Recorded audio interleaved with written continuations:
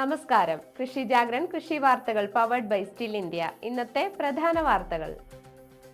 ഈ വർഷത്തെ ആദ്യ മന്ത്രിസഭാ യോഗത്തിൽ കർഷകരുടെ ക്ഷേമത്തിനായി സുപ്രധാന തീരുമാനങ്ങളുമായി കേന്ദ്ര സർക്കാർ. ഡൈ അമോണിയം ഫോസ്ഫേറ്റ് വളങ്ങളുടെ സബ്സിഡി തുടരാൻ 3850 കോടി രൂപ അനുവദിച്ചു. ആലത്തൂർ വാനൂരിലെ സർക്കാർ ക്ഷീര പരിശീലന കേന്ദ്രത്തിൽ ക്ഷീരോൽപ്പന്ന നിർമ്മാണ പരിശീലന പരിപാടി സംഘടിപ്പിക്കുന്നു. സംസ്ഥാനത്ത് വീണ്ടും മഴ സാധ്യതയുണ്ടെന്ന് കേന്ദ്ര കാലാവസ്ഥാ വകുപ്പിന്റെ പ്രവചനം. പത്തനംതിട്ട, കോട്ടയം, ഇടുക്കി ജില്ലകളിൽ ഒറ്റപ്പെട്ട ഇടങ്ങളിൽ നേരിയ മഴയ്ക്ക് സാധ്യത. ഈ വർഷത്തെ ആദ്യ മന്ത്രിസഭാ യോഗത്തിൽ കർഷകരുടെ ക്ഷേമത്തിനായി സുപ്രധാന തീരുമാനങ്ങളുമായി കേന്ദ്ര സർക്കാർ. പ്രധാനമന്ത്രി ഫസൽ ബീമ യോജനയും പുനഃക്രമീകരിച്ച കാലാവസ്ഥാധിഷ്ഠിത വിള ഇൻഷുറൻസ് പദ്ധതിയും തുടരാൻ മന്ത്രിസഭയിൽ തീരുമാനമായി.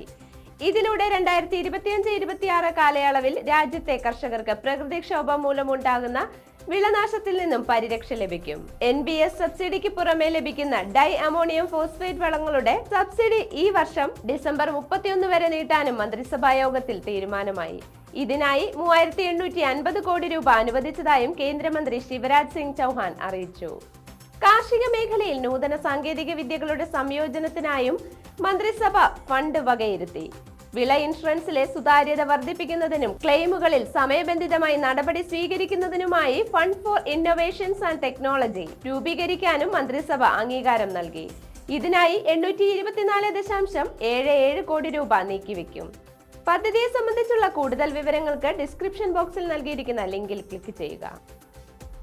ആലത്തൂർ വാനൂരിലെ സർക്കാർ ക്ഷീര പരിശീലന കേന്ദ്രത്തിൽ ജനുവരി 6 മുതൽ 18 വരെ പാലക്കാട്, തൃശൂർ ജില്ലകളിലെ ക്ഷീരകർഷകർ, കുടുംബശ്രീ അംഗങ്ങൾ, സംരംഭകർ എന്നിവർക്കായി ക്ഷീരോൽപ്പന്ന നിർമ്മാണത്തിൽ പരിശീലന പരിപാടി സംഘടിപ്പിക്കുന്നു. പ്രവേശന ഫീസ് 135 രൂപയാണ്. പ്രവേശന ഫീസ് ആധാർ തിരിച്ചറിയൽ കാർഡിന്റെ പകർപ്പ് സഹിതം പരിശീലനാർത്ഥികൾക്ക് പരിശീലനത്തിൽ പങ്കെടുക്കാം. താല്പര്യമുള്ളവർ ജനുവരി 3 വൈകുന്നേരം 4 മണിക്ക് മുൻപായി സ്ക്രീനിൽ തന്നിരിക്കുന്ന ഇമെയിലുകൾ വഴിയോ ഫോൺ നമ്പറുകൾ മുഖാന്തരമോ രജിസ്റ്റർ ചെയ്യേണ്ടതാണ്.